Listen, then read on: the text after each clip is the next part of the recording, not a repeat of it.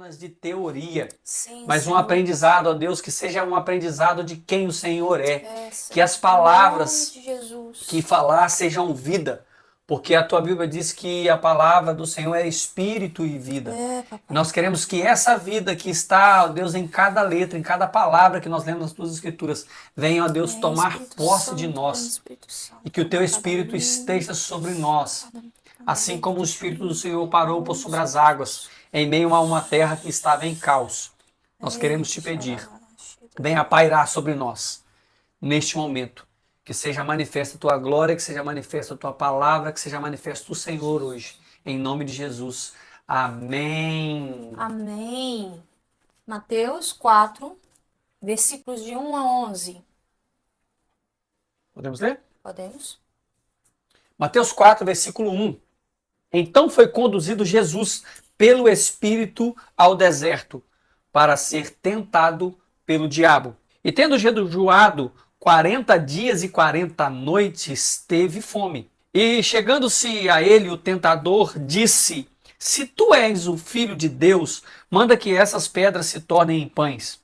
Ele, porém, respondendo, disse: Está escrito: Nem só de pão viverá o homem, mas de toda a palavra que sai da boca de Deus.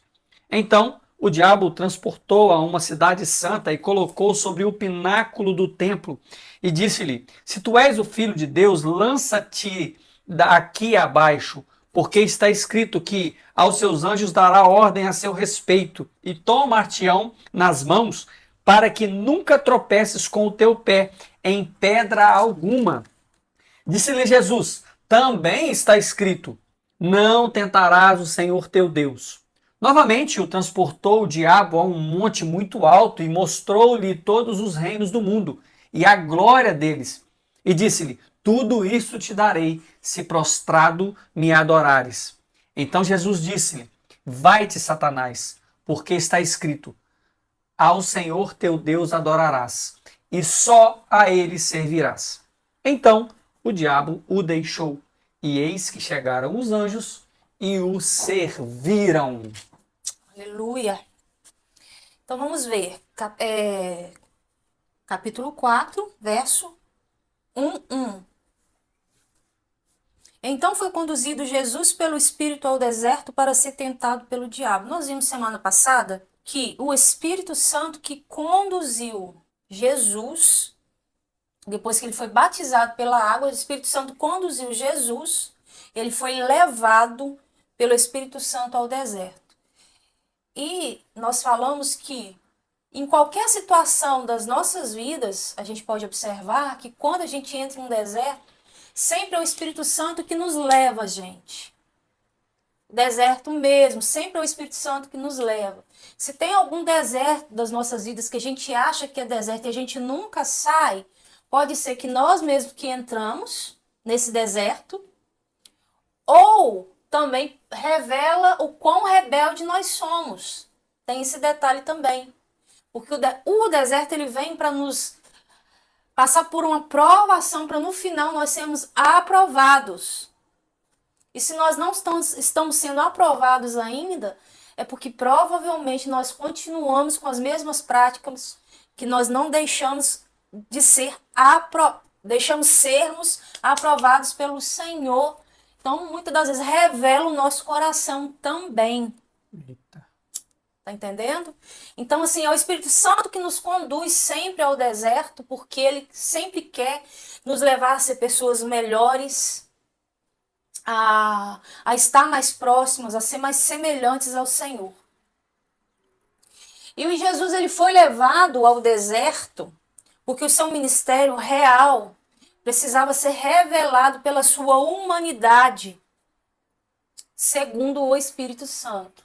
Então nós vemos que o Jesus, homem que passou pelo deserto, não foi o Jesus, o Filho de Deus, que o diabo quis o tempo todo que ele se revelasse ali como Filho de Deus e que ele usasse o poder que ele tem nas mãos ali para que ele vencesse o deserto ali no momento. Então, antes de tudo, o rei foi tentado pelo diabo. Em qualquer situação das nossas vidas, Deus sempre vai nos provar, permitindo que Satanás nos prove, certo? Essa tentação foi um teste visando provar que ele era qualificado para ser o rei do reino dos céus. Você vai falar várias vezes para que o rei fosse revelado. Por que que a gente está usando muito essa palavra para que o rei? Exatamente porque o livro de Mateus, ele mostra Jesus como o rei dos judeus. Então vai ser falado muito isso. O rei, Jesus, o rei. Ungido. Entendeu? Por quê? Porque no livro, nós estamos estudando o livro de Mateus, e o livro de Mateus mostra Cristo como o rei dos judeus.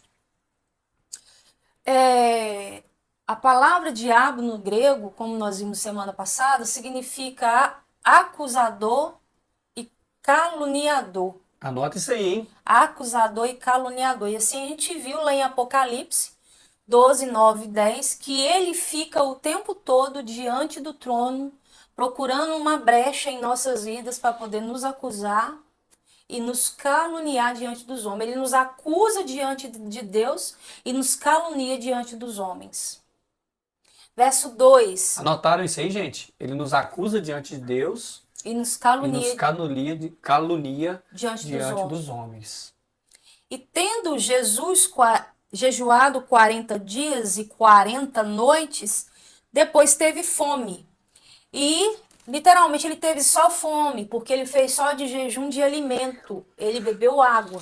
Se ele tivesse bebido água, como foi falado semana passada, teria escrito aqui, ele teve fome e sede. Ok? Verso 3. E chegando-se a ele, o tentador disse: Se tu és o filho de Deus, manda que essas pedras se tornem em pães. O rei, ele jejuou em sua humanidade. Por que que eu estou batendo na tecla aqui sobre a humanidade de Cristo? Para que Jesus reine no milênio aqui na terra, Jesus foi necessário ser homem, por isso que ele tem que ser chamado filho do homem. É válido aqui que ele seja chamado de filho de Deus? Porque realmente ele é o filho de Deus.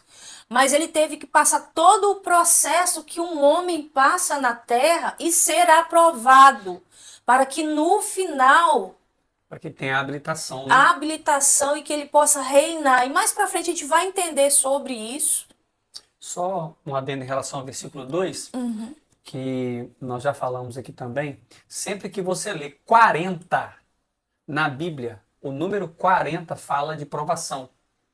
Fala de um processo, tá? Fala de um processo aonde você precisa passar para ser habilitado para algo. Então, grave isso. O número 40 fala de um processo que nós precisamos participar. Então, portanto, Jesus ele permanece na posição de homem o tempo todo no deserto e depois no decorrer do ministério dele, porque Deus, como a gente leu lá em Filipenses 2, que ele se esvaziou de si mesmo, tornando-se em forma de homem, se humilhou para que se fizesse em forma de homem. Então, você vai ver que todo o decorrer do ministério de Jesus aqui na Terra, os 3 anos e meio, vem falando que ele é o filho do homem, mas também é divino, porque é filho de Deus, mas é homem. Deus, gente, vocês estão entendendo a grandiosidade disso? Deus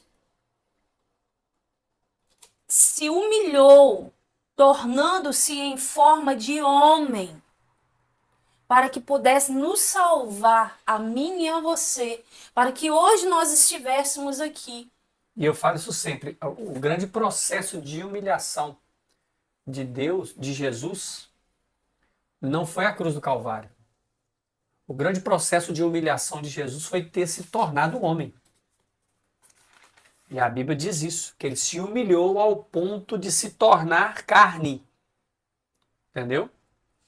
E lá em João 17, né? Versículo 5, quando ele fala que quando ele está ali no Getsemane orando a Deus Pai, ele pedindo a Deus, ali já entregando já a vida ali para os judeus, ele já ia ser entregue, né? Por Judas aos judeus ali, ele falando, ele falou assim, eu cumpri o meu propósito, então agora, Pai, glorifica-me Uhum. com a glória que eu Que eu tinha tinha. antes que o mundo existisse. Porque Jesus, ele foi morto lá no início, quando o mundo foi criado. Ele já foi morto ali, já, o cordeiro morto ali que Deus usa para cobrir, já é Jesus morrendo ali, uma tipificação da morte de Cristo.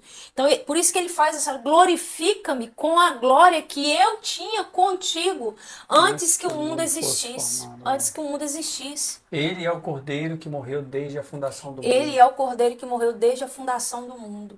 Então, a gente precisa entender que Jesus ele veio como homem, tomando forma de homem. Verso 4.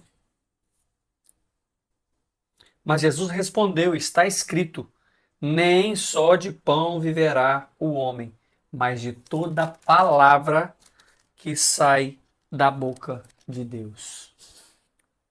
Aí a gente pode observar que o rei ele enfrentou a tentação não com a sua própria palavra. Ele preferiu as escrituras.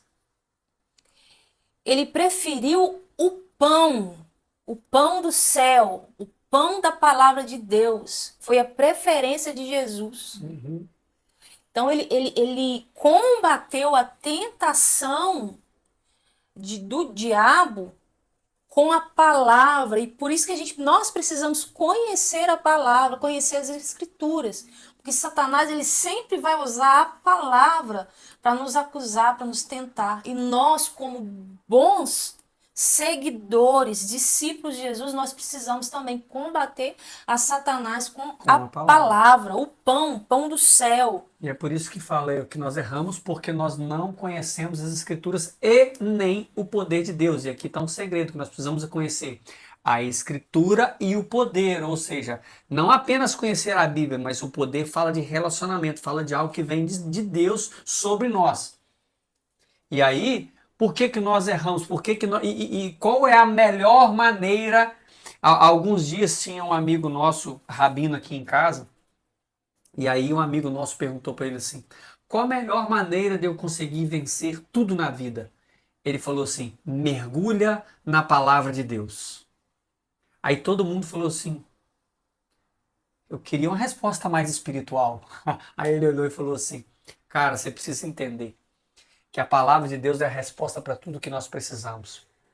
Enquanto você estiver se alimentando da palavra de Deus, qualquer provação que vir sobre a sua vida, a palavra de Deus vai proteger seu coração.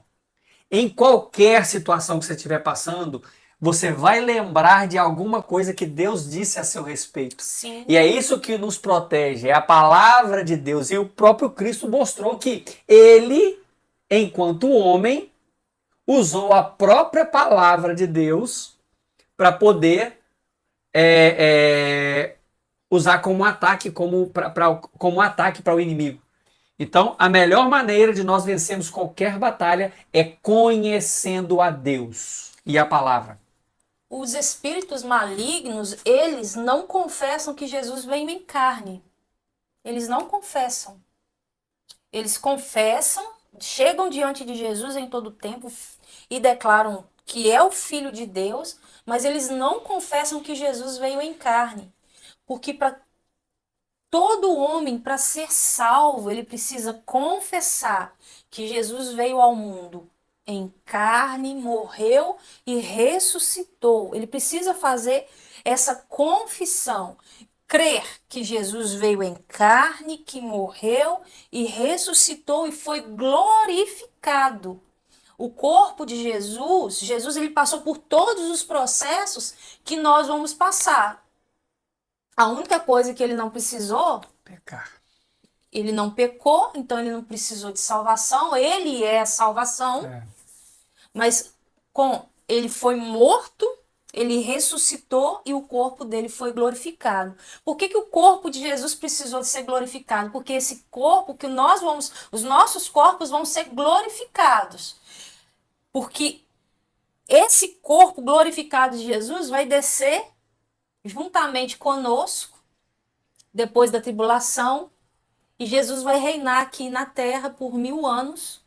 E interessante isso que você falou aí. Então é por isso que ele, na verdade, Satanás aqui, o tentador, ele faz uma condição, ele não faz uma afirmação, né? Ele faz uma condição. Ele fala, se tu realmente és o Filho de Deus, porque eles não podem declarar isso. Uau. E também, Satanás ele só vai te acusar e te afrontar em alguma coisa a respeito daquilo que ele ouviu do céu. Aquilo que os céus dizem em seu respeito. Deus acabou de falar 40 dias antes que para Jesus, tu és o meu filho amado em quem me comprazo. Então, quando ele escuta, vocês lembram de Jó? Ele perguntando para Satanás, tu viste o meu servo Jó? Homem íntegro, temente. Então, Satanás escutou, então deixa eu ir lá e provar ele, tentar ele, se ele é íntegro, se ele é temente mesmo. Uau. Então, aquilo que ele escuta Deus falando a nosso respeito, ele vem testar, nos tentar naquilo que ele ouviu de Deus a nosso respeito. É interessante que Moisés ficou, se vocês prestarem atenção, Moisés ficou 40 dias no monte. Após ele descer do monte, na verdade, no monte foi lhe revelado o tabernáculo, que foi a morada de Deus na terra. Ele foi envolto pela glória de Deus. Exatamente. E Cristo ficou 40 dias no deserto. Após os 40 dias, ele iniciou então seu ministério.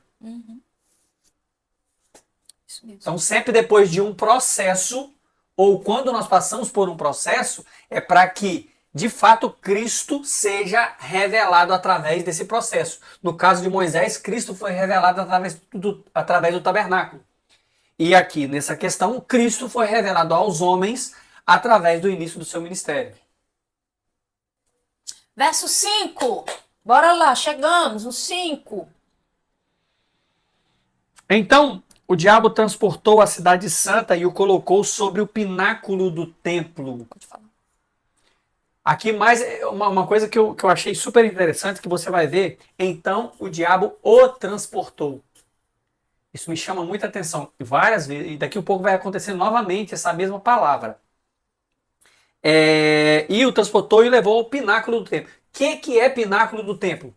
Pináculo do templo é a parte mais alta do templo, aonde a parte mais alta ainda tinha como se fosse uma sacada para fora, para ele poder avistar 360 graus. Então o pináculo do templo é o lugar mais alto do templo, aonde desse lugar ele avista tudo que está ao redor dele. Verso 6. Verso 6. E disse-lhe, se tu és o Filho de Deus, lança-te daqui abaixo, porque está escrito que aos seus anjos dará ordem a seu respeito, e tomar-te-ão nas mãos, para que nunca tropeces com o teu pé em pedra alguma. Qual a finalidade que o diabo falou isso com Jesus? Não tem nenhuma finalidade. Porque a intenção dele era simplesmente seduzindo a demonstrar que, como filho de Deus, era capaz. Verso 6. E disse, se tu és o Filho de Deus, lança-te daqui para baixo, porque está escrito que aos teus anjos dará ordem a teu respeito, e tomar-te-ão nas mãos, para que nunca tropeces com o teu pé em alguma pedra. Não havia necessidade nenhuma para o Senhor Jesus fazer isso. Isso prova que simplesmente a tentação era uma tentativa de seduzir Jesus a demonstrar que, como filho de Deus, era capaz de agir miraculosamente. Uau! E a gente pode observar que toda e qualquer tentativa de fazer milagres que não vem da parte do Senhor é uma tentação vinda do diabo. Quando não vem da parte do Senhor é para a nossa vanglória. Não é para cumprir um propósito ou fazer a vontade de Deus. Então nós podemos ter desejo de cumprir os milagres. O que nós não podemos é usar os milagres para promover o nosso homem. O nosso homem, o nosso eu. Entendi. Então os milagres nós precisamos desejar e ainda mais nesse tempo, né? exatamente. E muito pelo contrário, nós precisamos desejar.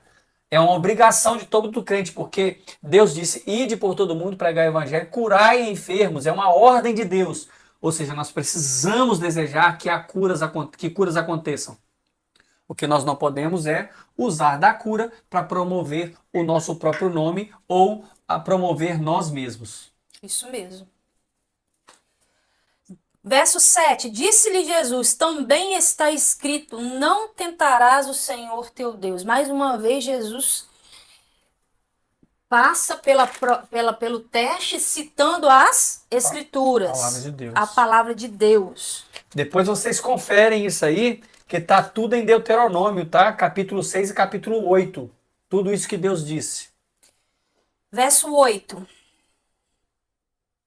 Olha o que diz no verso 8. Novamente o transportou o diabo a um monte muito alto. Mostrou-lhe todos os reinos do mundo e a glória deles. A tentação agora é na esfera da glória deste mundo. E hoje a gente pode observar que o que mais está tendo são tentações querendo que nós conquistemos a glória deste mundo. Meu Deus. Estou errada? As maiores tentações hoje é a questão da glória deste mundo. Com relação à glória deste mundo. As tentações aqui, Jesus ele foi tentado nas 3 esferas, corpo, alma e espírito. Assim como Adão e Eva também foi tentado nas 3 esferas, corpo, alma e espírito. A primeira tentação foi com relação à sobrevivência humana, o corpo. Jesus teve fome. A segunda tentação, com relação à religião, aquilo que nós queremos fazer para que os outros vejam. Tá? Com relação à nossa alma, a vanglória, a querer a glória de Deus para nós. E a terceira tentação aqui é a glória do mundo. Está relacionada ao espírito, porque ele tenta e fala assim, e diz-lhe, tudo isso, verso 9, tudo isso te darei se prostrado me adorares. Porque é o nosso espírito que adora a Deus. Então, essa tentação que está relacionada ao espírito. Então, tudo aquilo que a gente busca sob a glória deste mundo contamina o nosso espírito. Nós podemos ver lá em Gênesis. Abre em Gênesis, só para a gente ler rapidinho.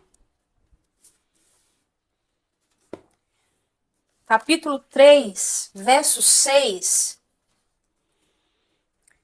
diz assim, e viu a mulher que aquela árvore era boa para se comer, corpo, e agradável aos olhos, os nossos olhos é a janela da nossa alma, então, alma, e árvore desejava para dar entendimento, entendimento ao espírito, tomou do seu fruto e comeu, e deu também a seu marido, e ele comeu com ela. Então a gente observa que eles foram tentados nas 3 esferas também, corpo, alma e espírito. Na tentação de Jesus, corpo, alma e espírito. Tudo ok até aqui? O reino deste mundo e a glória deles foi entregue ao diabo. O reino deste mundo e a glória deles foi entregue ao diabo. Lá no jardim do Éden. Não, não foi exatamente lá, a gente vai falar um pouquinho. Abre em Lucas 4, 6. Lucas 4, 6. É lá em Gênesis também. E disse o diabo: dar-te-ei a ti todo este poder e a sua glória, porque a mim foi-me entregue, e dou a quem quero. Meu Deus. Então, o reino deste mundo e a glória dele foi entregue ao diabo. Antes da sua queda, como arcanjo, havia sido designado por Deus como príncipe deste mundo. Pode falar, meu bem. Se você ler em Ezequiel, 28. capítulo 28, você vai ver que hoje Satanás era chamado de Lúcifer, que significa anjo de luz. E anjo de luz fala de alguém e a Bíblia relata ele como querubim ungido. E Ezequiel 28 mostra que ele era um tipo de sacerdote perante o trono de Deus. Então, por causa da sua corrupção, por causa do seu desejo desenfreado, ele desejou ser igual a Deus e por isso foi lançado profanado na terra. Depois vocês leiam aí, dever de casa, lê Ezequiel 28 para que vocês entendam de fato. É um estudo, depois vocês pedem Júnior para dar aula para vocês, uma aula extra. É um estudo incrível, tá? É um estudo incrível. Por isso ele é chamado de o príncipe deste mundo. E Jesus, quando ele morre, ele toma a chave da morte e do inferno dele. E ele, quem é salvo por ele, ele perde esse domínio sobre os salvos. Bora lá? Abre aí em João 12. João 12, 31.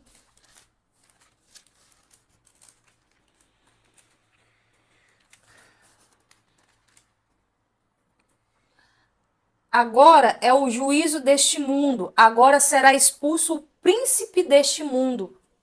Então nós vemos que Satanás é chamado como príncipe deste mundo. E retém nas suas mãos todos os reinos deste mundo e a glória deles. Uau. Por isso que a gente está vendo, né, os governos de todos os países. O mundo jaz o maligno. E ele sempre busca ser adorado. E ele apresentou tudo isso para tentar o rei. Ou seja, ele mostrou, tudo isso aqui é meu. E eu dou a quem quiser. E eu dou a quem eu quiser. Meu Deus. O rei, ele venceu essa tentação. Mas o anticristo vindouro não vencerá. Então o anticristo vindouro vai requerer para si adoração. Vai requerer para si adoração. Verso 10.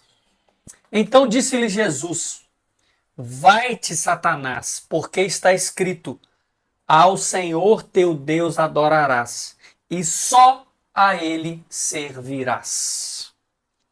Satanás, ele tem origem, a sua origem em hebraico significa adversário. Diabo, ele é caluniador. A face dele, como diabo, ele calunia e acusa. Ele, como Satanás, ele é o nosso adversário. Satanás não é somente o inimigo, né, de Deus fora do seu reino, mas também o adversário de Deus dentro do seu reino, onde se rebela contra Deus. E Deus já venceu Satanás. Deus não está em luta com Satanás, em guerra ali, lutando contra Satanás. Deus já venceu a Satanás. Deus não, ele não rebaixa lutando contra Satanás. A gente precisa colocar isso na cabeça de vocês, tá? O Satanás Tá? é nosso adversário. Satanás é o nosso adversário, ele luta, ele é o adversário da criação de Deus. Por que que ele é o nosso adversário? Porque ele nos fez adorador? Não. Porque Escreve aí, hein? isso aqui é Por que que Satanás é o nosso Por adversário? que tanto ele nos odeia? Porque ele tanto nos odeia. Porque primeiro a gente tem que entender que nós tomamos o lugar dele. Certo? E depois, por que que Satanás tanto nos odeia? Porque nós fomos criados à imagem e semelhança de Deus. É aquilo que ele queria e não foi lhe dado. Ele queria ser semelhante a Deus. O que que ele diz? Vou subir ao céu. Subirei ao céu. Subirei ao céu. Subirei ao céu e vou fazer um trono acima do de Deus. Ele não nem fala que vai fazer um trono, que vai tirar o trono de Deus, porque ele sabe que o trono de Deus não se tira, não se toma. Ele fala que vai fazer um trono acima e serei semelhante a Deus. Quando ele vem na criação, criar o homem, ele cria o homem à imagem e semelhança. Imagem de rosto, vamos dizer assim, estereótipo, o exterior, contemplação, a contemplação, e semelhança ao interior com o caráter de Deus. E alguns atributos, né? E alguns atributos com caráter. Por isso que ele se torna o nosso adversário. E algo muito interessante que se vocês notarem, nos três níveis de tentação, Jesus teve um tom de voz com o diabo. Olha o que ele disse. No versículo 4. Nem só de pão viverá o homem, mas de toda palavra que sai da boca de Deus. Ele não é tão incisivo ainda. Versículo 7. Também está escrito: não tentarás o Senhor Deus. Agora no versículo 10, olha o que ele diz. Vai-te, Satanás, porque está escrito: ao Senhor teu Deus adorarás. Se existe algo que Cristo, se existe algo que Deus repudia, é a adoração que não é entregue somente a Ele. Então, se você vê aqui, até então, Jesus ainda estava tipo assim: cara, eu estou te tolerando, você está me tentando aqui, mas quando ele chega para Cristo e faz essa proposta indecorosa de pedir adoração, Jesus aqui já muda o tom de voz e fala mais incisivo, e fala com mais força. Vai-te, Satanás. Ele fala assim: aqui chega. Vai-te, Satanás. Está escrito: ao Senhor teu Deus adorarás, e somente a Ele prestarás culto. Ou seja, ou servirás. Jesus ali como homem, ele não aceitou que como homem ele não adorou a Satanás, porque adorar e toda a jornada do ministério de Jesus, ele fala, todas as vezes ele vai falar: não adora a Deus. Adora a Deus, não, adora ao Pai. Tudo que eu faço é para Ele, é por Ele. Eu estou aqui, foi Ele que me enviou para cumprir o propósito dEle. Eu estou aqui para cumprir o propósito dEle. Então, por isso que ele vira e fala: vai-te, Satanás, porque está escrito: ao Senhor teu Deus adorarás, e só a Ele servirás. Então, quando você adorar, quando chama Ele de bom, não, eu não sou bom. Quem é bom é Deus. Quem é bom é o Pai. É o meu Pai que me enviou. Eu estou aqui só obedecendo a voz do Pai. O propósito dele para mim aqui, eu só estou cumprindo. E o cumprir passa por acessar a eternidade e buscar isso em Deus, que é uma vida. É uma vida. Verso 11. Então o diabo deixa, e eis que chegaram os anjos e os serviram. Glória a Deus. Uau! O diabo ele teve êxito quando ele tentou o primeiro Adão. E teve um fracasso total quando tentou o último Adão. Uhum. E, gente, a gente precisa ficar muito, sermos vigilantes. Jesus ele foi tentado no deserto, certo? Jesus foi tentado no deserto. e ele não caiu hora nenhuma. Satanás estava diante do trono, diante da presença, e se rebelou contra Deus. Adão e Eva estavam no Éden, no jardim do Éden. Jardim de Deus, João. Então a gente tem que ser vigilante o tempo todo com relação à tentação. Não importa o ambiente. Não importa o ambiente em que estejamos, o tempo todo. Mateus 4, 12 a 17. de 12 a 17. Mateus 4, 12 a 17. Jesus, porém, ouvindo que João estava preso, voltou para a Galileia. E deixando Nazaré, foi habitar em Cafarnaum, cidade marítima, nos confins de Zebulon e Naftali, para que se cumprisse o que fora dito pelo profeta Isaías, que diz: a terra de Zebulon e a terra de Naftali, junto ao caminho do mar, além do Jordão, a Galileia das nações. O povo que estava sentado em trevas viu uma grande luz. Uau! E aos que estavam assentados nas regiões e sombra da morte, a luz raiou. Aleluia. Desde então, Jesus começou a pregar e a dizer: arrependei-vos, porque está próximo ou é chegado o reino dos céus. Aleluia. A gente observa aqui no verso 12, Jesus, porém, ouvindo que João estava preso, voltou para a Galileia. Jesus, ele foi batizado, levado ao deserto.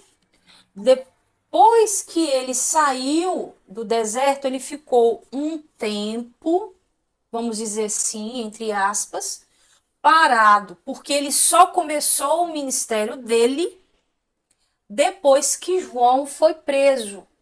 Então a gente vai começar a falar sobre o ministério de Jesus e os escolhidos para serem discípulos dele. Então, Jesus só começou o ministério dele depois que João foi preso, viu, gente? Só depois que João foi preso que Jesus começou o ministério dele. Partiu daí, ele foi para a Galileia, longe do templo e da cidade santa. Partindo daí, ele foi para a Galileia, longe do templo e da cidade santa, para que sob a soberania de Deus se cumprisse a profecia. Vamos abrir aí Isaías 9, que é o que a gente vai ler, mas vamos conferir lá em Isaías 9, 1 e 2. Isaías 9, 1 e 2. Olha o que diz. Mas a terra que foi angustiada não será entenebrecida. Envileceu nos primeiros tempos a terra de Zebulon e a terra de Naftali, mas nos últimos tempos a enobreceu junto ao caminho do mar, além do Jordão da Galileia das nações. O povo que andava em trevas viu uma grande luz, e sobre os que habitavam em região da sombra da morte, resplandeceu a luz. A luz. Uau. Então, para que se cumprisse essa profecia, Jesus ele foi para a Galileia. E a Galileia era um lugar onde que a população era mista. População mista de judeus e gentios. Por isso que é chamada de terra de todos os povos, né? Chamada de terra de todos os povos e também desprezada pelos judeus ortodoxos, por causa dos gentios. E Jesus começou seu ministério neste lugar desprezado, longe de Jerusalém, com o seu templo sagrado. Longe de Jerusalém, longe do templo. Por isso que, quando eles pegam e falam assim, é Galileu? Galileu? Galileu? Porque você olha a maioria dos discípulos dele, todos os discípulos dele eram da Galileia. Galileu, Galileu, Galileu. Então eles falam, pode vir alguma coisa boa da Galileia? De Nazaré, né? Algumas Bíblias. Exatamente. Jesus começou seu ministério ali. O ministério de Jesus, do rei Jesus, visava um reino celestial, reino dos céus. O que é o reino celestial? O reino dos céus, diferente do reino terreno de Davi. Porque a visão de Jesus era trazer uma perspectiva, uma nova aliança, uma nova constituição, mas vindo do reino de Deus para trazer o reino dos céus para a terra. Com a perspectiva de eternidade. Perspectiva de eternidade. Vamos ler o verso 16. O povo que estava sentado em trevas viu uma grande luz, e aos que estavam assentados nas regiões e sombra da morte, a luz raiou. O ministério de Jesus, que introduziria o reino dos céus, começou não com um poder terreno, mas com a luz celestial. Não tem aquela luz lá de Gênesis, Vanessa? Com a luz celestial, que era o próprio rei, com a luz da vida que resplandece na sombra da morte. Por isso que a luz raiou, porque a luz que é Cristo Jesus chegou em Galileia. Uau.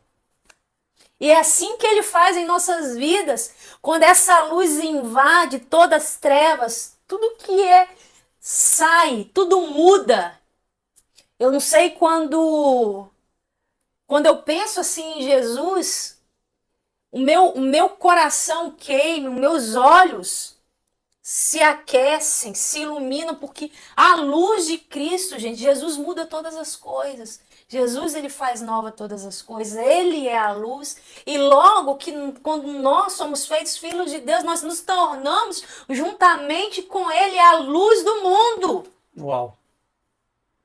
Vocês estão entendendo? Ou precisamos nos tornar a luz do mundo. Precisamos ser a luz do mundo, mas a Bíblia diz que nós somos. Sim, precisamos ser. E tudo que a Bíblia que diz que nós somos, nós somos. Verso 17. Então começou Jesus a pregar e a dizer: arrependei-vos, porque está próximo o reino dos céus. Jesus, ele continua com a mesma pregação do seu precursor, João o Batista. Arrependei-vos, porque está próximo o reino dos céus. Próximo porque quando Jesus chega, o reino dos céus não chega. O reino dos céus só é estabelecido lá em Pentecostes. Atos 2. E o interessante é o seguinte, que quando Jesus inicia o seu ministério com essa pregação, que é a mesma pregação que João Batista estava pregando, Jesus aqui, ele assume uma responsabilidade absurda para cima de si. Porque os judeus já estavam olhando João Batista, nós vimos isso nas aulas anteriores, eles já estavam olhando João Batista com os olhos já não tão agradáveis. Já estava preso, né? E João Batista aqui estava preso. Então, se você ver lá atrás, diz que os fariseus e os saduceus iam ver o que João Batista estava pregando, e João Batista chamava ele de raças de víboras. João Batista confrontava ele. E Jesus vai pregando o mesmo evangelho.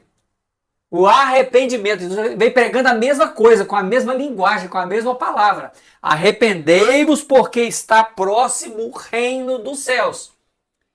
E você pensa só, João Batista já estava preso porque estava pregando, falando uma palavra dura, e Jesus vem confrontando o mesmo povo da mesma maneira e iniciando seu ministério simples assim, né?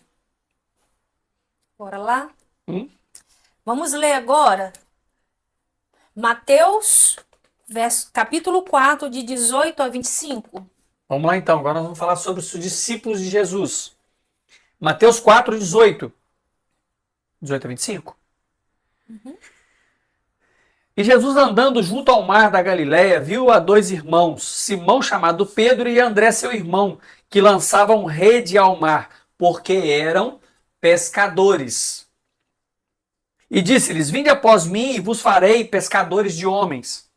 Então eles, deixando logo as redes, seguiram-no. E adiantando-se dali, viu outros dois irmãos, Tiago, filho de Zebedeu, e João, seu irmão, num barco do seu pai, Zebedeu, consertando as redes. E chamou-os, dizendo: imediatamente o barco do seu pai e seguiram-no. E percorria Jesus toda a Galiléia, ensinando nas sinagogas e pregando o evangelho do reino e curando as enfermidades e moléstias entre o povo. E a sua fama correu por toda a Síria, trazendo-lhe todos os povos que padeciam, oprimidos por várias enfermidades e tormentos, os endemoniados, os lunáticos e os paralíticos, e ele os curava. E seguia-o uma grande multidão da Galiléia, de Decápolis, de Jerusalém, da Judéia e de além do Jordão. Presta atenção, a gente vai falar sobre a vocação dos escolhidos. Mas o Espírito Santo está impulsionando aqui. Tem alguém que acha que não é escolhido, que não é vocacionado. Deixa eu te dizer. Todos nós, Deus tem um propósito. Todos nós, Deus nos chamou para um propósito. Você não é um erro nesse mundo. Você não veio aqui por um erro, por uma consequência. Não. Você veio a este mundo porque Deus tem um propósito na sua vida. Amém. Deus tem um propósito na sua vida. Antes que o mundo existisse, Ele escreveu ao teu respeito. Ele sabe exatamente. E é nesse propósito que Ele escreveu que nós precisamos caminhar. Muitas das vezes a gente não consegue. Mas buscando a Ele todos os dias, Ele se revela para nós. E nos mostra o caminho a seguir, o caminho a percorrer. Então, assim, a gente vai falar agora muito sobre propósito, sobre ser escolhido por Deus, e Deus sempre tem uma escolha.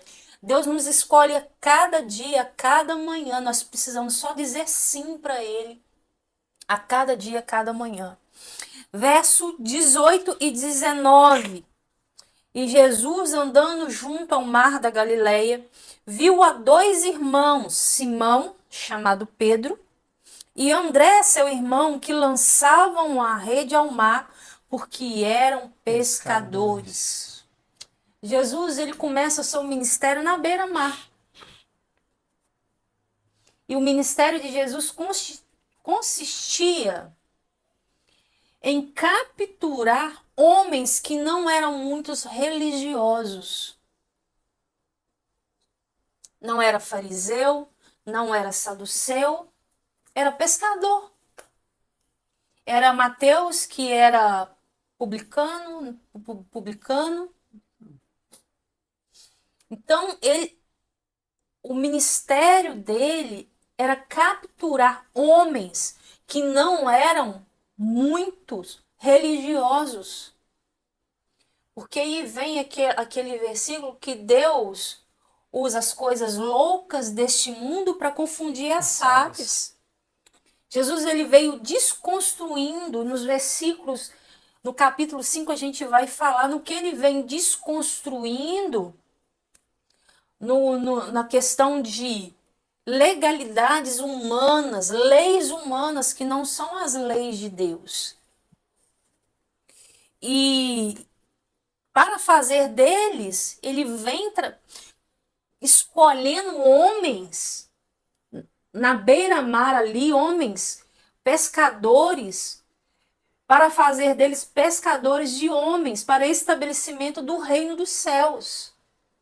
Então presta atenção. Jesus, ele sempre vai escolher alguém que está trabalhando, ele nunca vai escolher alguém que está à toa. Ele não vai escolher ninguém que não esteja fazendo nada. Ele sempre vai nos escolher quando nós estamos ocupados, trabalhando. Uhum.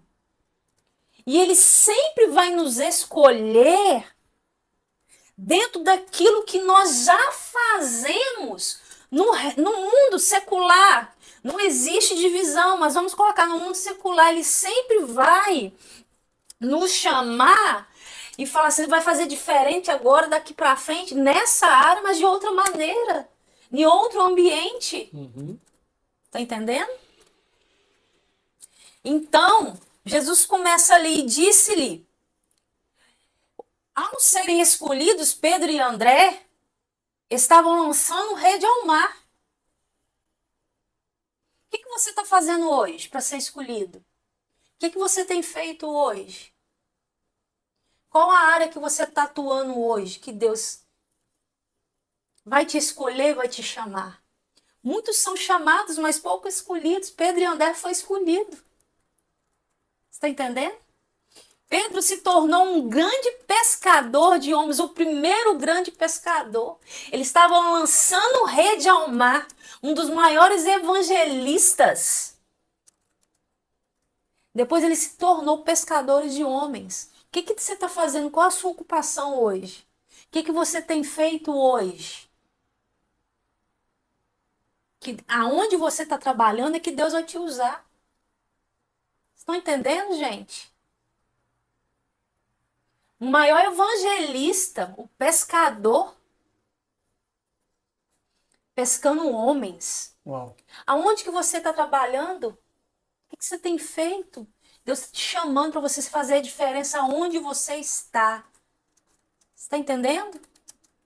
Aonde você está. Verso 20. Então eles, deixando logo as redes, seguiram. Antes disso, no lugar onde João Batista havia pregado, André, um dos 2 discípulos de João, levou Pedro ao Senhor. Vamos ver? Porque, na realidade, quem levou Pedro para o Senhor, abre em João 1,35. No dia seguinte, João estava outra vez ali. E dois dos seus discípulos. Discípulos de quem? De João. De João. Pode continuar. E vendo passar a Jesus, disse: Eis aqui o Cordeiro de Deus. Ou seja, João fala para eles, com os discípulos: eis aí o Cordeiro de Deus, aqui o Cordeiro de Deus. Verso 40 a 42. Era André, irmão de Pedro, um dos 2 que ouviram aquilo que João, o havia seguido. E este achou primeiro a seu irmão Simão e disse: Achamos o Messias, que traduzido é Cristo.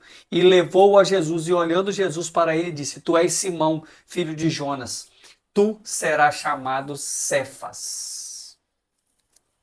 Então, antes que de Pedro, Jesus, ele é apresentado, André que leva Pedro para Jesus.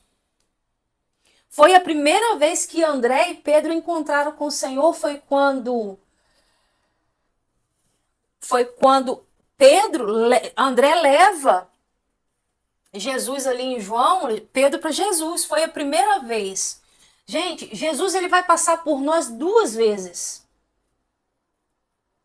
2 vezes ele passa por nós. Então fala. 2 vezes ele passa por nós. A primeira vez, ele é apresentado como o Cordeiro que tira o pecado do mundo.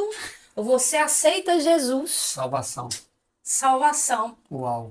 Na segunda vez... Gente, anota isso aí. Anota correndo ele aí. Ele sempre vai passar por nós 2 vezes. A primeira vez? A primeira vez é quando João ali falou para os 2 discípulos dele que eis aí o Cordeiro. Ele se apresenta. Jesus se apresenta como o Cordeiro que redentor, que veio redimir-nos. Que veio redimir. Uau. Aí nós cremos e somos salvos. A segunda vez, ele vai se apresentar e vai te pedir para que você segue ele. Prosseguir. Toma a cruz e siga-me. A primeira vez que ele passa tem a ver com salvação. A segunda vez? A segunda vez que ele passa e pede para tomar. Porque salvação eu não preciso tomar a cruz. Salvação eu não preciso tomar a cruz. Eu preciso somente crer que ele é o Cordeiro de Deus que tira o pecado do mundo. Que ressuscitou entre os mortos. Que ressuscitou entre os mortos. Só preciso crer. Na segunda vez, ele pede. Aí você decide se você é chamado, se você é escolhido.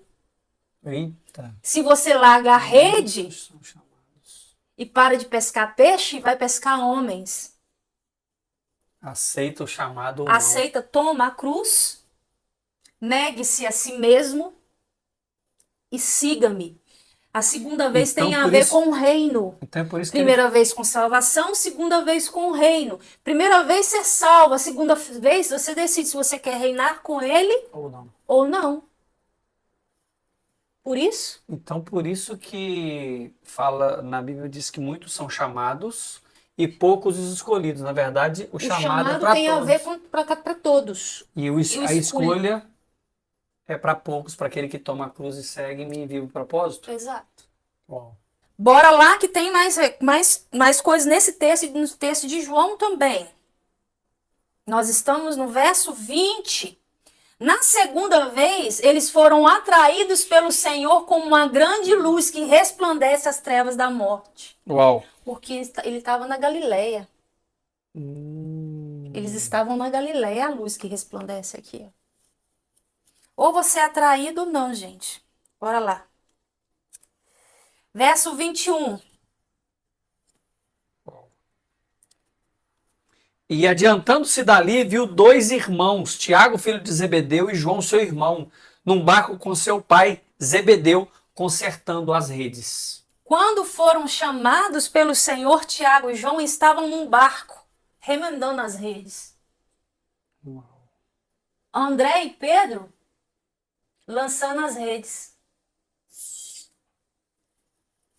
Tiago e João. Verso 21. E adiantando-se dali, viu outros dois irmãos, Tiago, filho de Zebedeu, e João, seu irmão, no barco com seu pai, Zebedeu, consertando as redes. Pedro e André estavam lançando as redes.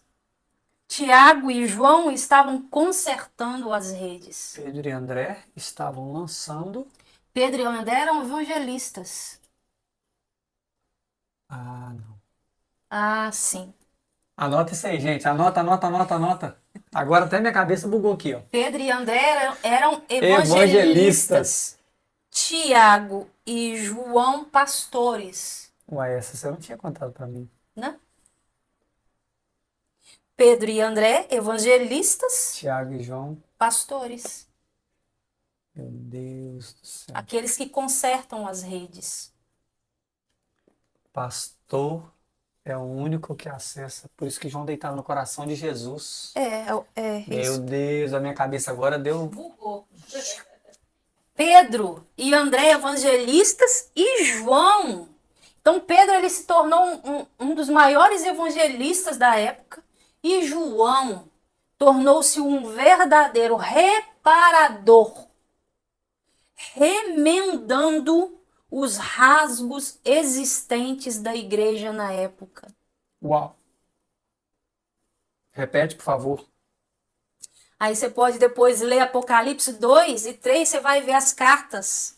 De João, verdade. As cartas às igrejas da época. As 7 igrejas da época. Pedro, o grande evangelista, e ele se tornou um grande evangelista. Pedro se tornou um grande pescador de homens. O primeiro grande pescador de homens. E João tornou-se um verdadeiro reparador. Uau. Remendando os rasgos existentes na igreja da época. Vocês estão entendendo que o nosso chamado tem tudo a ver com o nosso trabalho, ou o nosso trabalho, na verdade, é ao contrário? O nosso trabalho está intimamente ligado ao nosso chamado? Tudo aquilo que você sonhou na sua infância, vai pesquisando aí, sondando seu coração.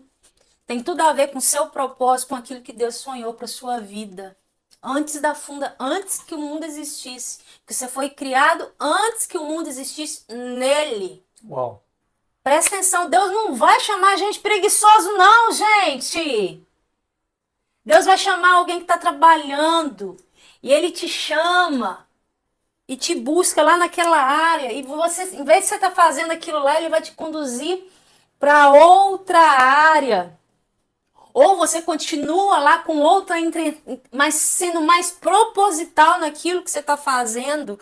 O nosso trabalho, onde que nós trabalhamos, gente, precisa ser proposital, dentro do reino dos céus. Nós precisamos trazer o reino de Deus. Nós precisamos fazer com que o reino dos céus seja estabelecido na terra, gente, aonde que nós estivermos. Uau. Aonde nós estivermos. É isso aí. Verso 22. E chamou-os eles deixando imediatamente, falando de Tiago e João, imediatamente o barco e seu pai e seguiram-o. Um dos dois discípulos de João, o Batista, era o apóstolo João. Você pode abrir lá em João 1. Era André, irmão de Simão Pedro, um dos dois que ouviram aquilo que João o havia seguido. Aquilo de João que havia seguido. Esse achou primeiro a seu irmão Simão e disse: achamos o Messias. O outro discípulo que ouviu de João Batista que aqui está o Cordeiro era João. Assim, ele deve ter encontrado com Jesus antes. Ele teve um encontro com Jesus antes, no mesmo lugar onde Pedro se encontrara com o Senhor. Jesus se apresentou para ele também antes. Talvez ele estava tendo batismo. Até no batismo. Se ele era discípulo de João, pode ser que ele estava no batismo de Jesus. Estava no batismo de Jesus. E João teve um encontro com Jesus antes e depois teve o segundo encontro com Jesus também ali na beira-mar. Porque tanto Pedro e André foi escolhido na beira-mar, como Tiago e João foi escolhido na beira-mar. Uau! Junto ao mar da Galileia foi o segundo encontro dos dois. Até mesmo porque eles não iriam se render a esse ponto se eles não conheciam o Cristo Redentor. Alguém do nada ia chegar e ia falar: vem, me segue. Eles não seguiam, os judeus não seguem de qualquer forma. Verso 23 e 24. E percorria Jesus toda a Galiléia, ensinando nas sinagogas e pregando o evangelho do reino, e curando as enfermidades e moléstias entre o povo. E a sua fama correu por toda a Síria. Traziam-lhe todos os que padeciam, oprimidos por várias enfermidades e tormentos, os endemoniados, os lunáticos e os paralíticos, e ele os curava. Sinagoga aqui é o lugar onde os judeus liam e aprendiam as escrituras. A boa nova do livro de Mateus é chamado de o Evangelho do Reino. Anota essa aí. A boa nova do livro de Mateus é chamado de o Evangelho do Reino. Inclui não somente o perdão dos pecados, mas também o reino dos céus. Certo? Lucas 24:47. E em seu nome se pregasse o arrependimento e a remissão dos pecados em todas as nações, começando por Jerusalém. Então, inclui o Evangelho do Reino, inclui o perdão dos pecados, mas também o reino dos céus. Mateus 24:14. Eu tô lenta pra mim. E este evangelho do reino será pregado em todo o mundo em testemunho a todas as nações. Então virá o fim. Por quê? Qual é o evangelho? Do reino. O evangelho do reino. Do reino. O evangelho do reino será pregado em todo o mundo. Em todo o mundo, então virá o fim. Para se entrar no reino, primeiro eu preciso passar pelo perdão dos pecados, que isso é salvação. Ok? A salvação é a porta de entrada para o reino, gente. Repete aí a salvação. A porta de entrada para o reino. Depois da salvação tem um serviço. Você tem que seguir, tem um serviço. Eu não sou salvo pelas obras, mas eu sou salvo para as obras. Está lá em Efésios 2. Outra tarefa de casa aí. E com o poder da era vindoura. Presta atenção. Abre aí em Hebreus 6:5. O evangelho do reino, ele consiste a salvação. Se você depois, confessando a Cristo, salvo. Depois eu negando a mim mesmo, tomando a cruz, eu herdo o reino. Para eu chegar lá no milênio com o poder da era vindoura. Uau. Hebreus 6:5. E provaram a boa palavra de Deus e os poderes do século vindouro. E os poderes do século vindouro. Uau. Ainda tem como trazer o reino dos céus e adiantar o que nós vamos fazer lá no milênio para esse tempo. Nós precisamos tomar governo, gente. A palavra de Deus diz que nós somos reis e sacerdotes. Nós somos homens de governo. Para se trazer o reino dos céus, nós precisamos entender quem nós somos, para que naquilo que Deus nos chamou e apropriar de todos esses benefícios, para que o reino do Senhor seja estabelecido. Preste atenção. Davi acessou a graça antes que a graça fosse iniciada, porque a era da graça veio por Cristo, correto? Porém, lá atrás, Davi entrou no tabernáculo e abraçou a Arca da Aliança. E a Bíblia diz que ele saiu sujo de sangue, mostrando que ele de fato que Deus tinha perdoado os seus pecados. A mulher cirofenícia ajoelhou adorando a Deus e alcançou a graça antes da graça. Nós vamos falar sobre isso, tá em Mateus. Exatamente. E nós hoje podemos acessar o reino de Deus trazendo ele hoje para cá. Porque ainda nós estamos na era da graça. É isso aí.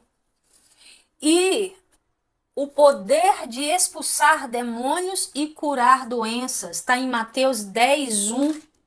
Mateus 10:1. E chamando os seus 12 discípulos, deu-lhes poder sobre os espíritos imundos para os expulsarem e para curarem toda enfermidade e todo mal.